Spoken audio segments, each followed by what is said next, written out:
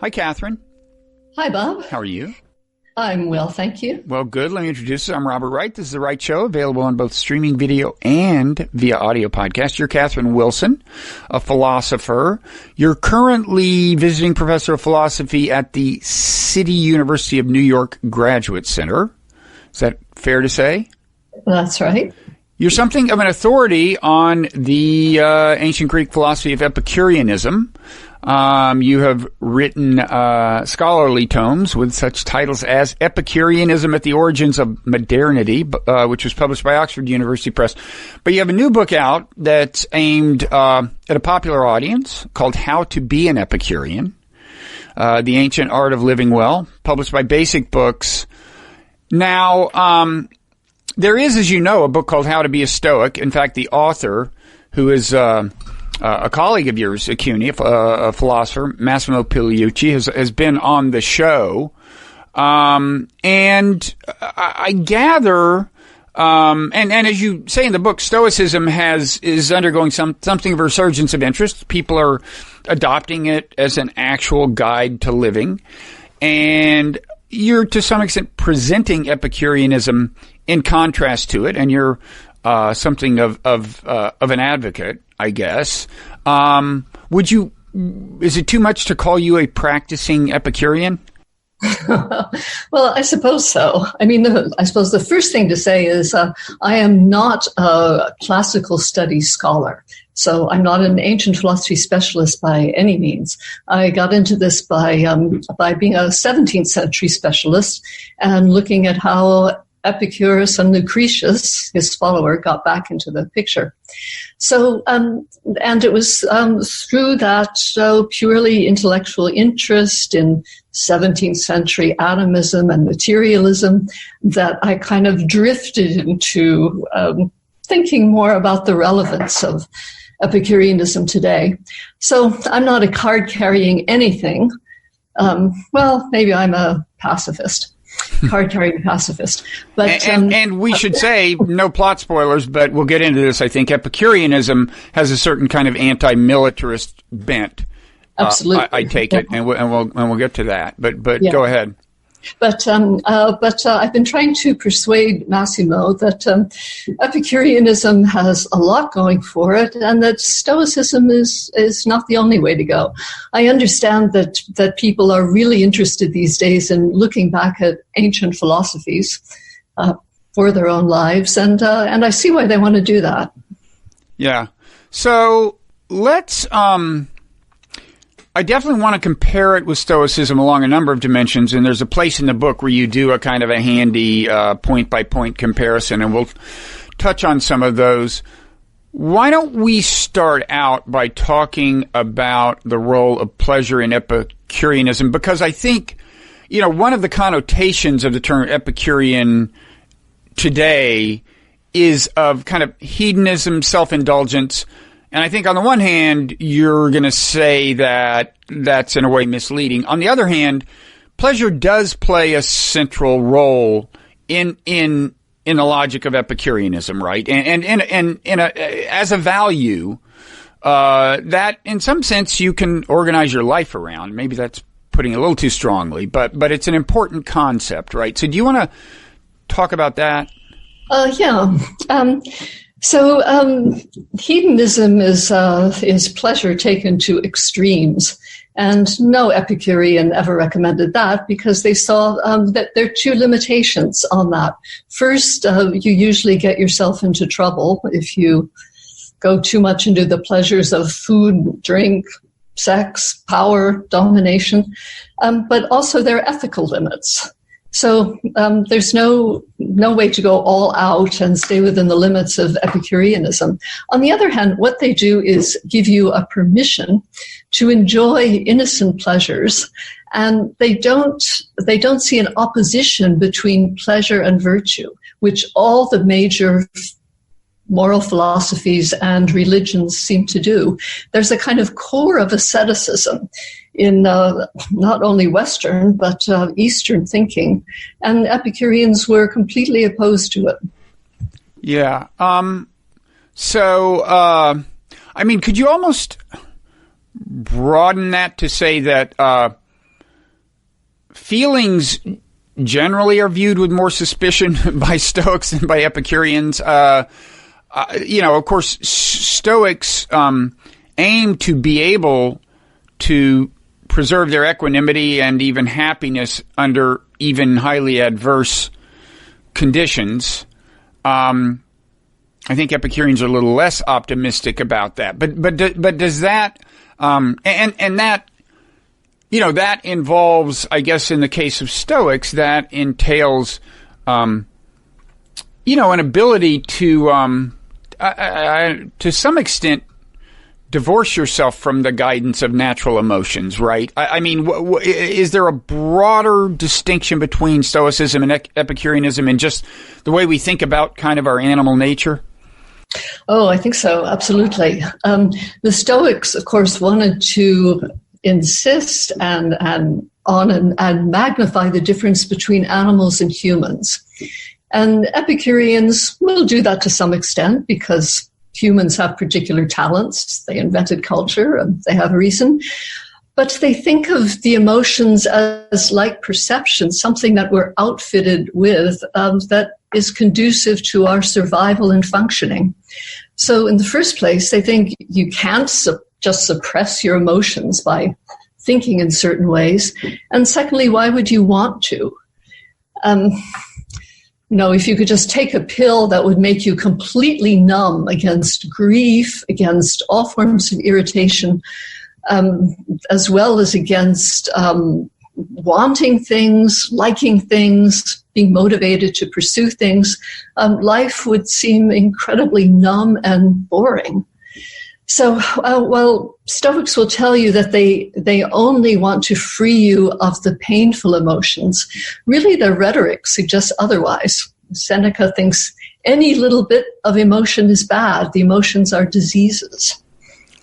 Okay. Now, so just to maybe reflect on something you alluded to earlier, like the limits that we should impose on ourselves according to Epicureans as we pursue pleasure. One, as you put in the book, I mean, there's in addition to yourself at that moment as something that you legitimately think about, it's fair for me to want to be happy and enjoy pleasure at the moment. And there are basically two kinds of constraints on that. One is trade-offs between my happiness and the happiness of my future self. And, thinking about that is what we call prudence. And then the other kind of trade-off to think about is between my own happiness and the happiness of other people. And that's when we enter the realm of ethics and morality, right? Exactly. Yeah. So I guess, a couple of things. I'm wondering, are there very clear, I'm a little fuzzy on, I guess, the ethical guidelines I'd take away from Epicureanism in the sense that I'm not sure exactly, when I should respect the trade-off between my happiness and another person's and when I shouldn't. Well, first of all, let's talk a little. I take it that did Epicureanism actually influence the emergence of utilitarianism in kind of modern philosophy in kind of the 19th century or whenever the roots are, or does it just so happen that they both? Oh, absolutely, yes. Bentham was an Epicurean. Mill, who follows Bentham and modifies him a bit, also refers to Epicurus.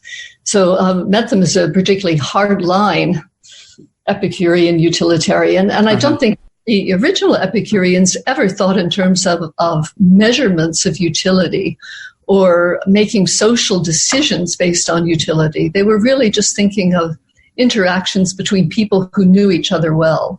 So their first influence is really on the kind of theories of morality you see in the 18th century, where people's reactions to each other of approval and disapproval and esteem are what's kind of shaping and controlling people into having reasonable social behavior.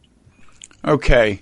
I mean, one reason I bring up utilitarianism is, according to utilitarianism, no one person, as it's commonly taken, no one person's happiness is more important than another person's happiness. And so, if you take that as a guideline for kind of setting up a moral system from the outside, then I guess, you'd want a certain amount of kind of equality. But if you take it as a guideline for your personal moral conduct, I mean, sometimes utilitarianism is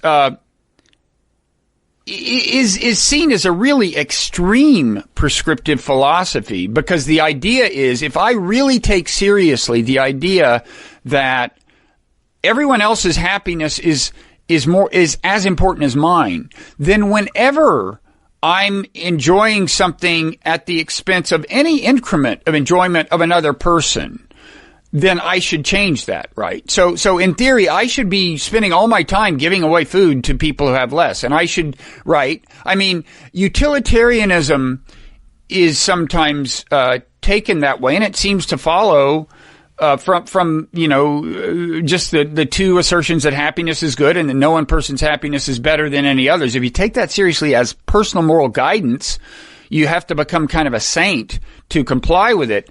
But that is, first of all, tell me if you think that's wrong in the way I'm characterizing utilitarianism, but that's certainly not the idea behind Epicureanism, right? No, that's right. And I wrote quite a bit about the problem you're discussing in my much earlier book called Moral Animals, Ideals and Constraints in Moral Theory. And there the idea was that you have to take into account the heavy costs of certain kinds of moral action. Your aim is always to, I call it, reduce your advantage against someone else. By lying or keeping all your money and giving none of it away, you enhance your selfish goals can be furthered. But you don't do that all the time, and you do that some of the time. In some cases, you do behave selfishly, or don't do all the good that you could do. So you're always weighing these things, as you suggest. You can't be an absolute consequentialist. But I think the Epicureans just thought of they thought of morality or justice, as they call it, as what they say is it's a convention to prevent one person from harming another. And that's a really good basic definition. I think it's better than any other definition of ethics that you can find anywhere. But that doesn't imply that you have to go along with Peter Singer and give away all your possessions and salary to the point where you're as badly off as the worst person. Yeah. I know Peter a little. He's never given me any money, actually. So there's some no. But seriously, actually, he comes. He comes closer to walking the walk than a lot of people. He takes that very seriously. But you're right. He is a utilitarian, and his version of it is pretty demanding. And of course, he carries into the realm of animal welfare. Now, that's a kind of just a tangential question. Epicureans, I gather, think that the moral considerations arise from the fact that we are capable of pleasure and pain, right? That there are other beings are capable of pleasure and pain. Do they include animals in that calculation? Because I think they thought some other animals are capable of pleasure and pain, right? Absolutely.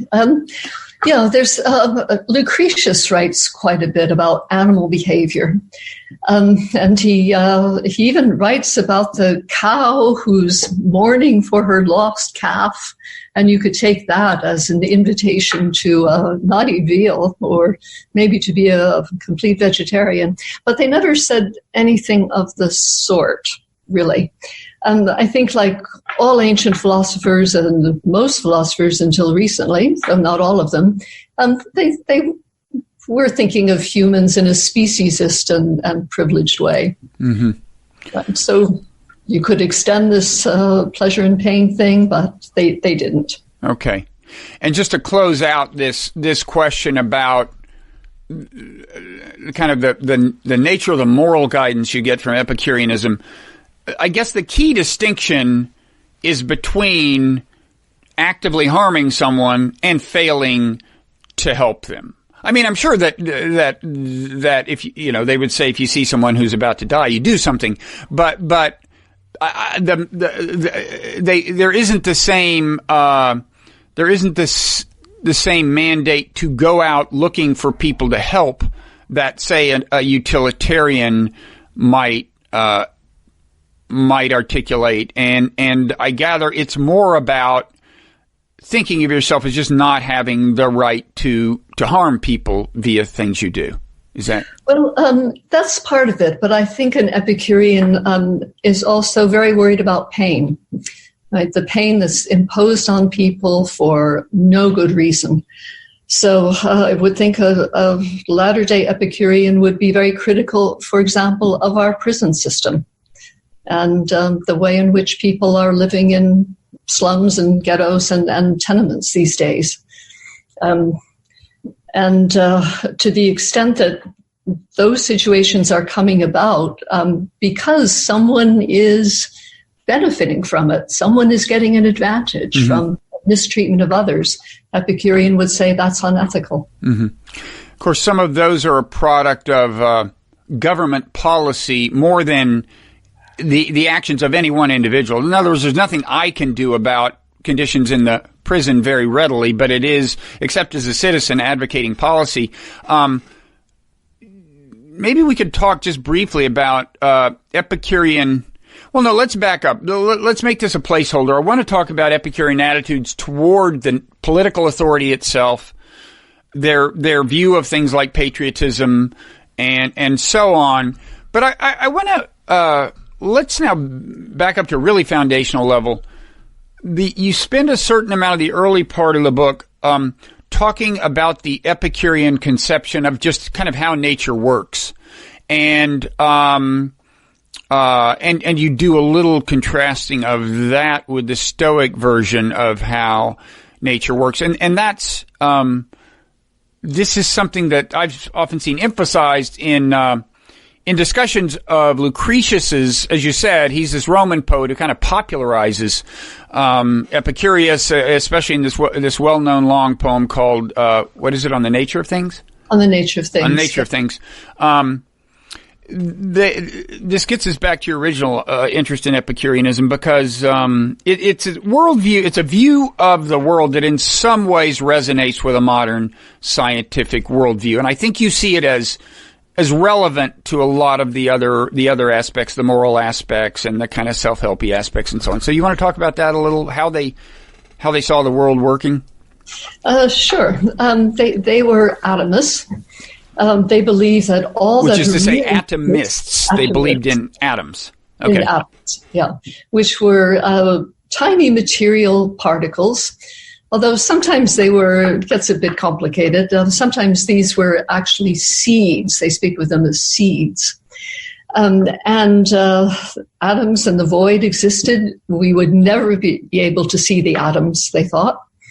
And they came together kind of randomly, but some stable configurations stuck together. And some of these stable configurations actually were living things that, as it turned out, could reproduce themselves. And that's how we got all the plants and animals and humans in the world. That's one account. The other account is that there were just seeds of these animals, plants, humans, living things, just kind of in the earth, but they just developed and came to the surface by nature. So no creationism, no intelligent design, nothing like that. Everything comes from matter in the way they're thinking about matter. And I think Lucretius even, and maybe Epicurus, we don't know because we've lost so many of his texts, but Lucretius has a kind of natural selection theory. The animals that had too many parts that didn't work together so well, they died out, and the ones that were functional survived. Yeah, people have noted that Charles Darwin's grandfather, Erasmus, who wrote his own long poems, writes some things that sound kind of like natural selection. And you make the point, I guess, that Erasmus was himself conscious of Lucretius and was read Lucretius. Yes, that's right. And I'm sure Darwin himself. So it drives me crazy when I go to a museum. I think even the Natural History Museum did this. And you get the impression from reading their little blurbs that everybody in the Victorian period and before was a creationist. Nobody had an inkling that anything else was possible until Darwin came along and set everybody straight. And this is simply untrue. This Lucretian theory, this Epicurean theory, was in the background for a very long time, even in the 17th and 18th century. People were talking about it and saying, well, that really is a leap. That really is speculative. But they were thinking about it and discussing it and even putting it forward in a cautious way. Okay, so it's a pretty materialistic theory. What atom means in that context is indivisible particles, the fundamental particles that can't be cut up any finer. I mean, we now know that what we first called atoms actually can be cut up, but in any event, it's in that sense scientific. There's one thing that may not sound so modern to some people, which is that to account for the ability of some animals, including humans, to have a subjective experience of pleasure and pain and so on, they posited these things that you call, or they called, soul atoms. It's a special category of atom that we have and like my desk doesn't have and a rock doesn't have. That's right, yeah. And these soul atoms are just distributed through your whole body. I should say SOUL, not SOLE, right? Right. Okay. We're going to make that be quiet, and we're going to turn off that telephone. Good. Yes, that's right. So the soul atoms pervade the whole body, and they just make you able to feel and smell and hear and see. Okay. And move. And be alive.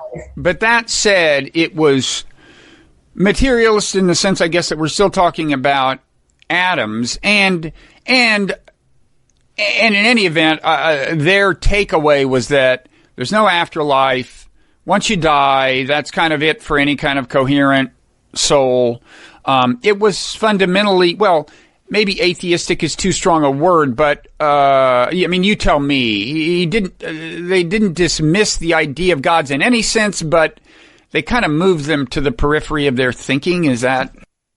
Yeah, I think Lucretius is actually a bit different from Epicurus, because Epicurus was really trying to convey some sense of piety and love of the gods. So he puts them off in another cosmos where they don't interfere and don't even know that we're doing all these things in our world. They're off in their own world where they're immortal. It's a little hard to see how they can be immortal because they're just atomic as well. But he's not exactly hostile to religion. Maybe in some of the texts that we don't know about, he was. But Lucretius is really fierce. Lucretius starts out talking about the sacrifice of Iphigenia as what religion makes you do. I mean, you could look at some Old Testament examples for that as well. And he thinks priests have manipulated people and frightened them with stories of hell, and that it's all about social control. And there's really nothing positive that Lucretius has to say about religion that I can find. Okay. So I guess another place that, another implication maybe of a fundamentally materialist view, or at least an implication of the Epicurean view of nature, has to do with the way they think about authority, both moral authority and political authority. Is that a fair connection to make? I mean, well, you tell me. They may not be moral relativists in the sense that some people are today, but they're closer to that than a lot of Greeks, right? Including Stoics. Is that fair? Yes, yeah. That they think that morality is a convention, that's agreed on in your society, and that it changes as circumstances change. Right. So they're not seeing morality as coming from the gods, no morality that you should particularly respect. They're seeing it as a human convention. Yeah, as a social instrument for avoiding harm. Okay. Yeah. Not just for cooperation. Many people today talk about cooperation as being the basis of ethics. But they see it in this, I think, more sensitive way as avoiding advantage taking, avoiding exploitation. Okay. And then similarly, they're more skeptical of how much reverence we should treat political authority with, right? Well, I think they're quite, I don't want to say ambivalent about political authority. They think two things about political authority. One, you need it. If you don't have a centralized authority, you essentially have competitive people vying for supremacy and self-aggrandizement. So you need a central authority to keep people in line, something Hobbes took away from the Epicureans, I think. On the other hand, they see this potential for abuse because they do have a kind of story of civilization where the clever ones kind of persuade the not so clever ones, or the more open-hearted and less suspicious ones to work for them. And in this way, you get essentially conditions of labor slavery, which all ancient societies had, and which you might think we still have today in various forms. Okay. So with both moral and political authority, they don't buy the idea that it derives from a divine source, as has so often been believed then and since. But even, I guess you would probably also distinguish them from philosophers who, on the one hand, wouldn't say moral or political authority had a divine source, but might, well, maybe here's a way of asking the question. Were they not moral realists? I mean, I take moral realism to mean that you believe that there is such a thing as moral truth in some sense out there. That there's some absolute there. The Epicureans were not moral realists, is that? Yeah, not in today's metaphysical terms, because remember, they're only atoms, void, and what people think. So morality is a set of beliefs existing in people's heads, and those beliefs don't correspond to something outside their heads, because the only thing outside their heads are atoms and void. Okay, and things made of atoms and void. So it is in some ways, I mean, there's no one modern worldview, but it is in many ways a modern worldview. I mean, it taps into a lot of currents of modern thought. I mean, right. Right, broadly speaking. Including anti-realism or some form of constructivism in ethics. Yeah. So I had said that you have a kind of compare and contrast with Stoicism, between Epicureanism and Stoicism. So why don't we run down that in roughly the order you give it in the book, I think. And your list starts at the foundational level of kind of thinking about the way the world works. So Epicureans have atoms as the fundamental units. And then what about Stoics? They have... what is it, pneuma or? They have this pneuma that is an all-pervading substance that has some kind of spiritual qualities or organizing power or something like that. You know, if I were a real ancient scholar, I would, I'm sure, have more to say about that. But it's a rational principle. It's maybe a morphological principle, a developmental principle. It's what they thought you needed, because just bits of matter were not going to be enough to construct a world. And is the implication that, I mean, there's a difference between the two schools in the way they think of nature as providing or not providing moral guidance, kind of in a direct way, right? I mean, the Stoics attributed more I mean, they thought nature embodied, they combined is and ought, I guess you would say. They thought that nature itself embodied, in a certain sense, moral laws or moral guidance. Is that right? Well, I think they, like Plato, tend to see in the regularities of the heavens a model for how people should be. Right? Very predictable and steady and imperturbable is how they see it. So somewhere out there in nature was embedded a kind of moral guideline.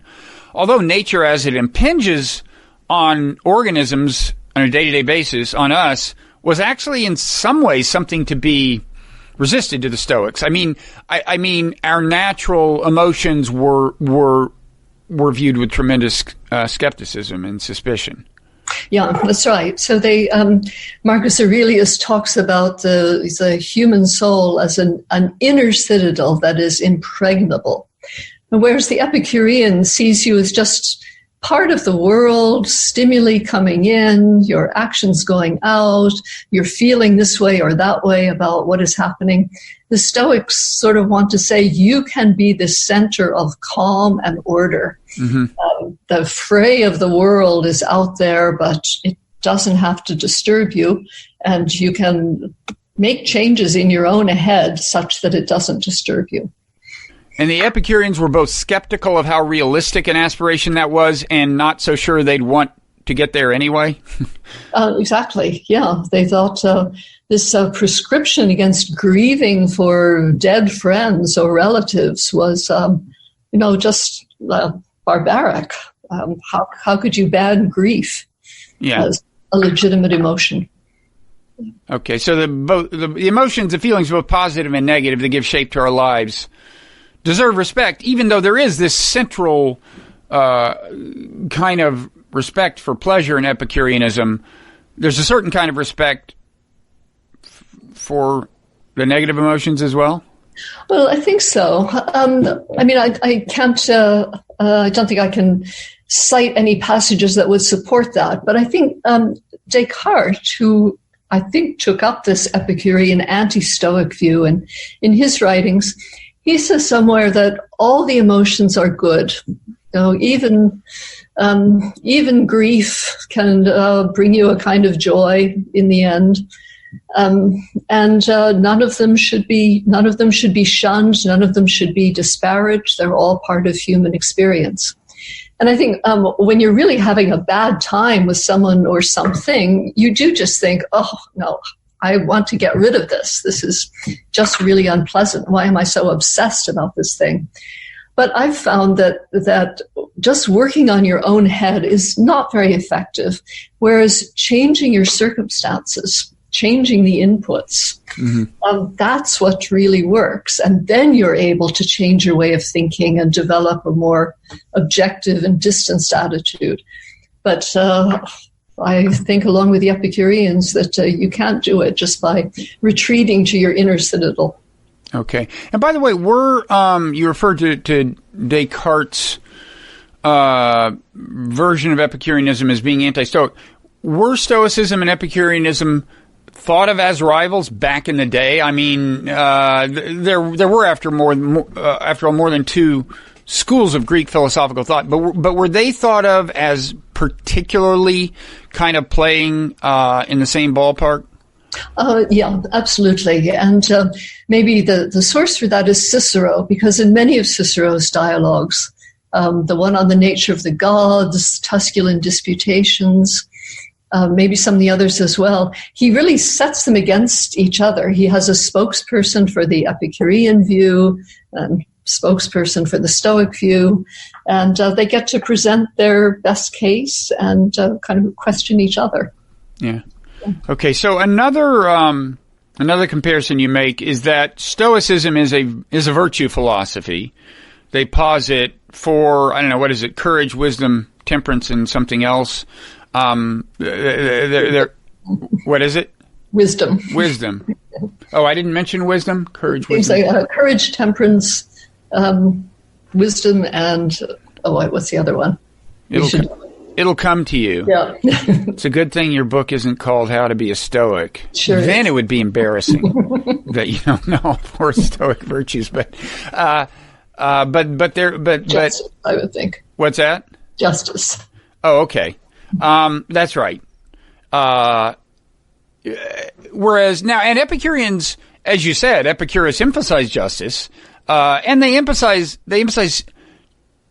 temperance as a practice to make sure that you don't cheat the future self by indulging the present self. But it's still not a virtue philosophy per se, right? So what does that mean exactly? That if you, in a certain sense, abide by certain virtues, but you're still not a virtue philosophy? Yeah. I mean, I think the point about what an Epicurean might say about courage is that, and Kant would say this as well, it can be misused. You can do courageous things like walking into a bank and holding up the bank teller. That takes a lot of courage, but it's not a good thing to do. So why are we idolizing courage as such, as opposed to actions that are helpful rather than harmful? Mm-hmm. Well, and you actually, another dimension, you do the comparison along his attitudes toward war. And I guess that's another example, right? War, I don't know whether Stoics valorize war, but it is a place where you can display your courage. Yes. And Epicureans are more skeptical of, well, the virtue of war, you might say. Is that? Yeah, and I don't know if Epicurus had anything in particular to say about war. It would be very interesting if he did. But they see war as connected with civilization and as one of the problems with civilization. Mm-hmm.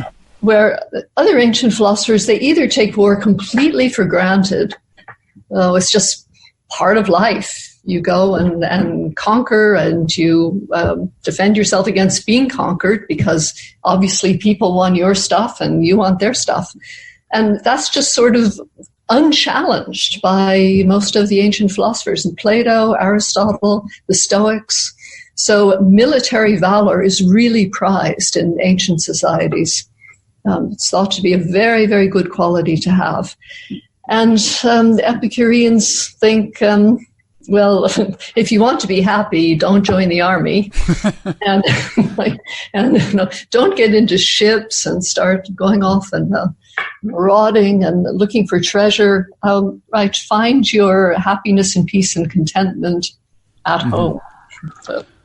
Okay, and as you said, Epicurus has a particular conception of kind of the natural state of human beings as contrasted with the situation in which civilizations find themselves. And I guess he sees war as a product of the civilizations fundamentally. I mean, as a manifestation of like greed and ambition, as you say, but as in some sense not a natural thing.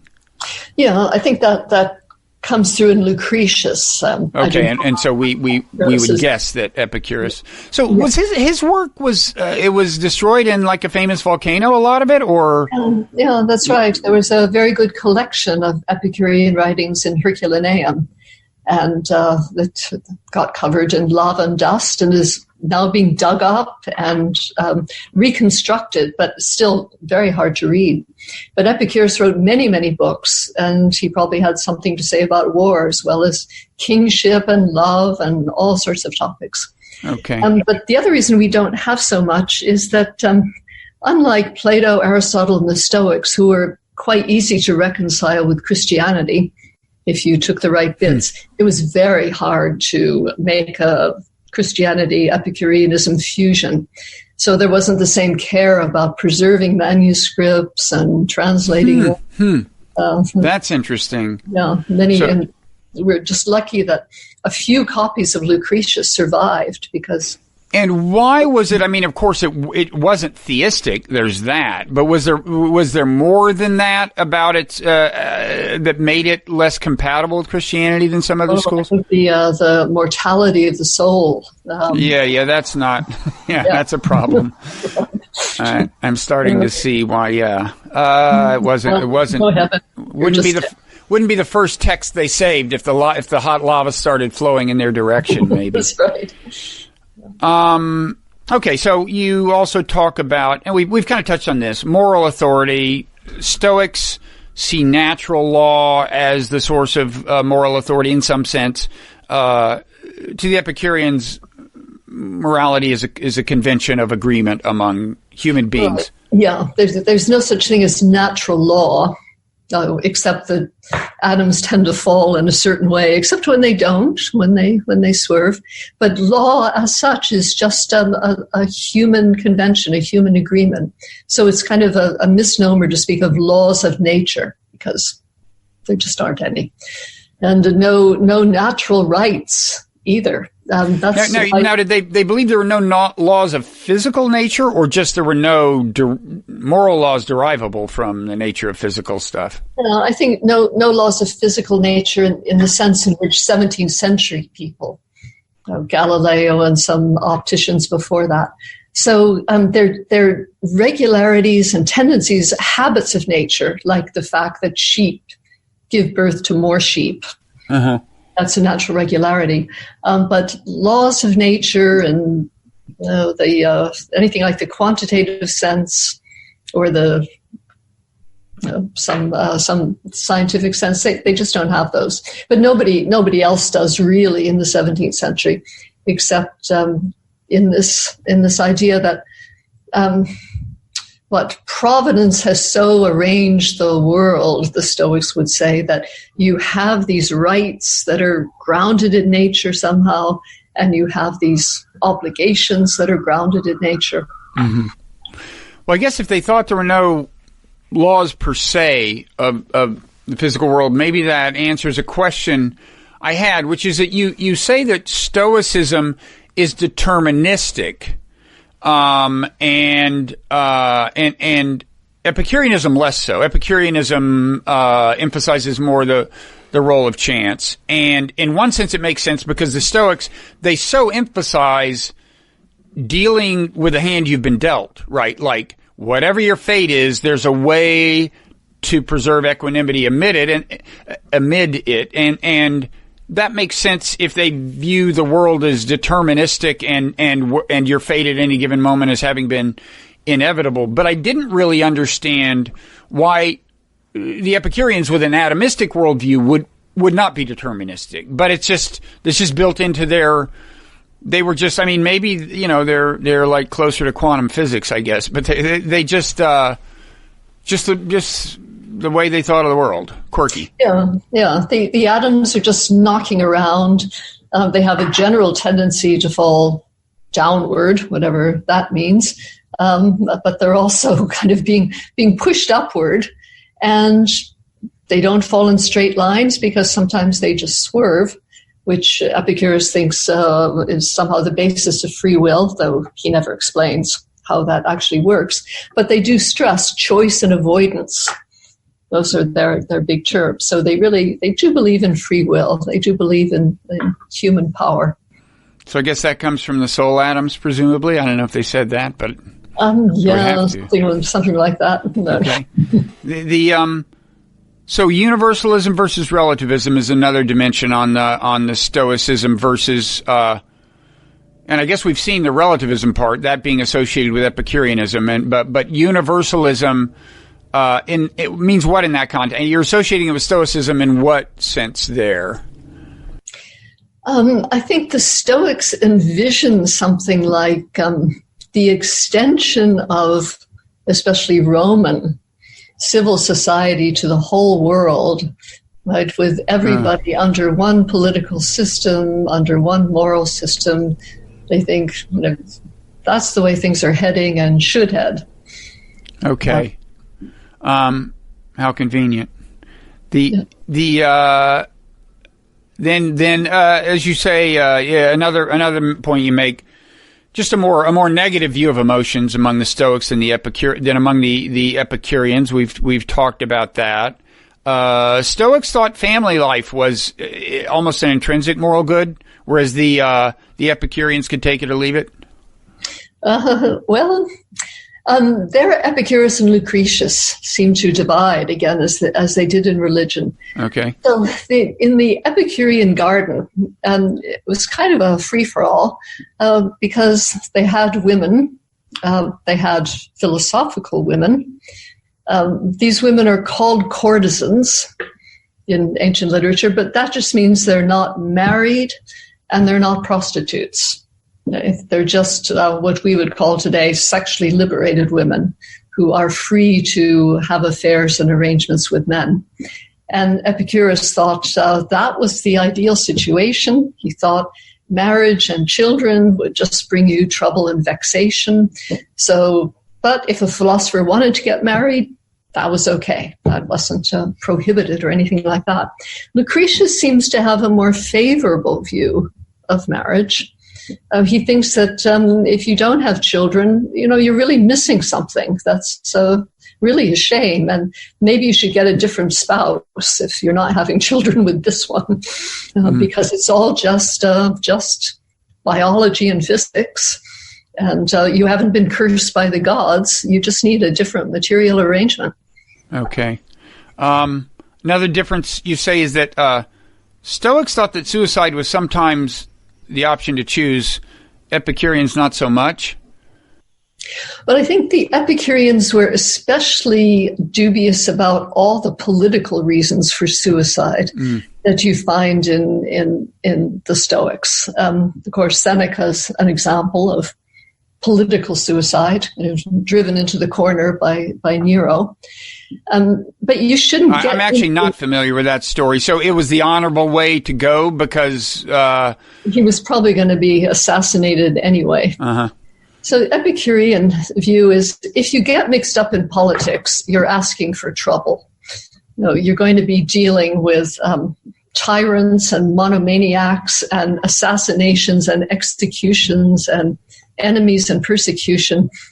Save yourself the trouble. They always get criticized for being apolitical, but that was what they really thought. It's only ambition that would make people willing to get into that sort of situation.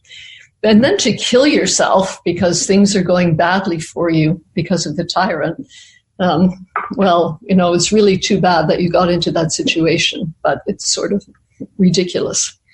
I think they would be more sympathetic with physician-assisted suicide, somebody whose health is just so awful that they don't want to live anymore. There's no hope for them. But Epicurus, even there, tries to kind of cheer people up and say, even blindness is tolerable. People can compensate. Okay. And then finally, maybe, this isn't quite the end of the list, but the of your list of comparisons, but as I understand it, you're saying the Stoics saw suffering as inevitable. The Epicureans saw it as minimizable. If I said that word right. In any event, that might surprise some people because I was thinking the Stoics, Buddhists,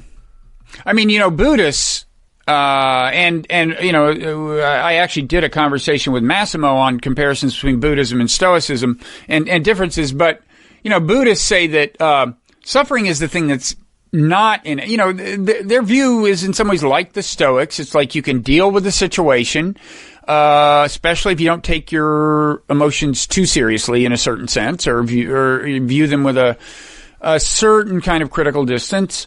And the way it's generally put in the Buddhist context is, okay, physical pain may be inevitable, but suffering is not. Suffering is more interpretive. It's like choosing to let the pain be a problem is what leads you to suffer from the pain in a certain sense. And I would have thought that Stoics might put it the same way, but you're saying that the Stoics see suffering itself as in some sense unavoidable? Yeah, no. I think I should have really put that differently because, they think that suffering can be suppressed, is mentally controllable. It's trouble that you can't avoid for the Stoics. Okay.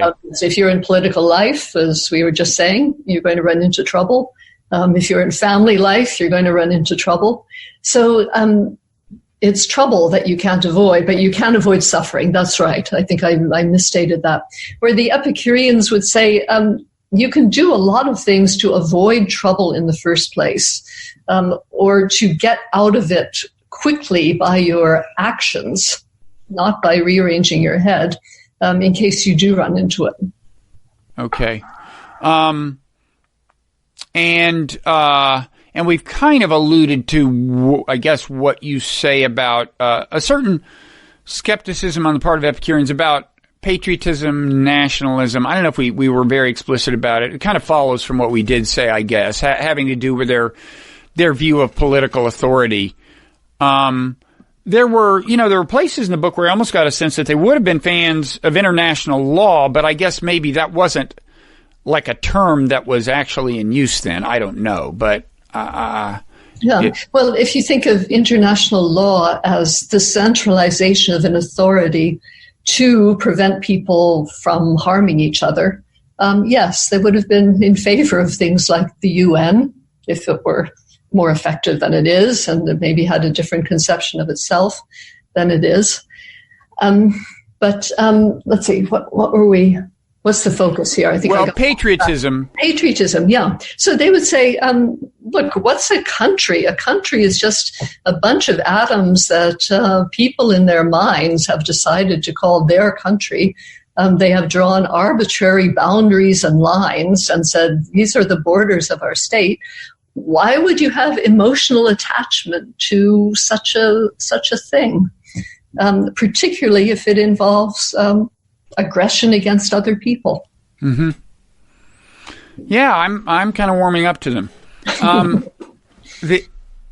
So is there anything else you think? Is there anything big you think we've missed? Let's see. Did we talk about death? We can talk only in the sense that there's no afterlife, but there's probably more to say. According to the Epicureans, there's no afterlife. I mean, was there, according to the Stoics, an afterlife? I guess I'm not clear on that, for that matter. Yeah, I'm not either. So, what else would you say about death? Well, I would say that the Epicurean view is that everything has limits. Everything is going to fall apart because it's just made of atoms and it's going to crumble away. And these people who want to prolong human life for 280 years, or who are willing to inject themselves with the plasma of this and that and take 150 supplements, this is a very un-Epicurean way of looking at human life, where you think, well, there's a life cycle, there are future generations, they're going to take over. And the fact that we prolong life in a futile way and don't come to terms with our own mortality is a really serious problem. I've been hearing from a lot of people with elderly relatives who are just in despair about the way in which old people are treated at end of life. So that's something that we can get from them, this rational attitude towards death and preparation for it. Okay. And then in terms of the legacy of Epicureanism in modern thought, I gather that there were at least 2 points of contact with the development of modern thought. One is what initially drew you into Epicureanism, 17th century, and that's just that I gather that the shaping of the modern Western scientific worldview did draw to some extent on actual Epicureanism. Is that, or at least was referenced? Yeah, absolutely. The atoms, sometimes called corpuscles, come back in a big way with Galileo, Descartes, Newton. They're all atomistic philosophers. They don't necessarily believe in indivisible atoms, but they believe that tiny particles are where it's at. And they add to that the idea of laws of nature, which, as we were saying, you don't find in ancient philosophy. And that's really the basis of modern science. And then the other point of contact, as we mentioned, was utilitarianism, I guess mainly in the 19th century, the modern philosophy that puts human pleasure, or at least happiness, at its center as an organizing principle, and that again was explicitly drawing on Epicureanism. It sounds like that and the idea of morality as human agreement, which was also really important, and as a convention. Yeah. Mm-hmm. Which is important, and I guess we should add that in reference to the scientific influence, there is the point of contact with evolutionism again in the kind of in the 19th century. So that's not just kind of 17th century physics. Okay, so you've written now several books on Epicureanism, and I don't want to give people the idea that the whole book is about Epicureanism versus Stoicism. It's not, but you do near the end do a series of explicit comparisons, and Stoicism's gotten so much publicity. And I mean, I gather when you titled the book, you were aware of Massimo's book, right? Was this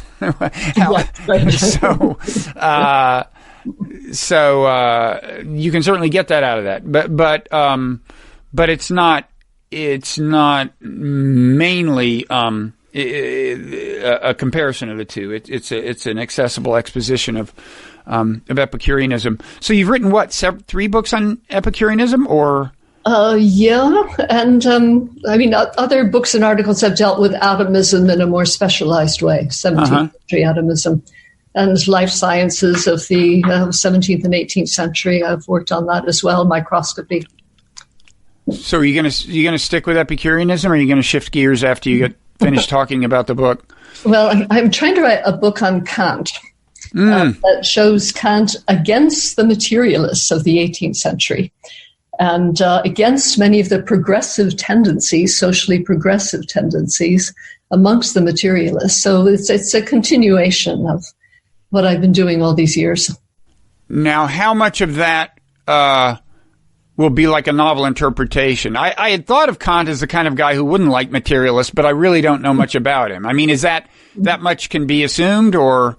Yes, yeah, it's kind of a new angle on it, because Kant mentions materialism, fatalism, and atheism as the things that he needs to stop, that all his critiques will stop.